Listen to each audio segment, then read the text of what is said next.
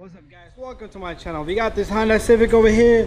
I am recovering all the Freon from the system because we're gonna change the AC compressor. Okay, I'm not gonna make a video on how to replace the AC compressor because I do have a video on that to do right from up above.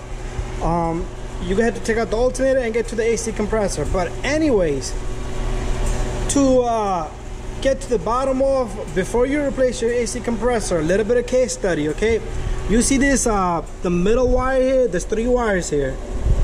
The middle wire should have power going down to the AC compressor. So you take your test light, put it in negative, back probe the middle wire, put the AC on, the test light should illuminate.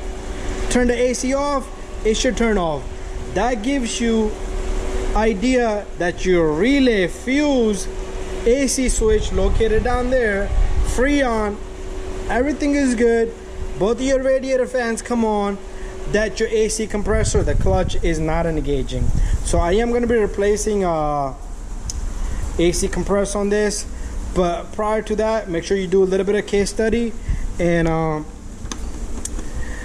in this box here, make sure the customer himself swapped out a relay. This relay is common. This will go bad and your AC compressor will not come on. Everything will be perfect. Just because of this guy, you will not have power onto the AC compressor. There's a fuse here. There's an AC fuse, the 7.5 amp, the red fuse right here for AC compressor. Okay, so I'll tell you over here, magnet clutch. I'll tell you right here, MG clutch. That's the fuse. Okay, so make sure you check your fuse, swap out a relay, change your relay before you do anything. And to change your AC compressor, you know what, we're gonna record how to change your AC compressor on this, but a little bit of case study. Make sure the middle wire has a power with the AC on, engine running, put a test light on. So draining oil, this is almost complete, and then we're gonna begin the job and we're gonna throw in the AC compressor.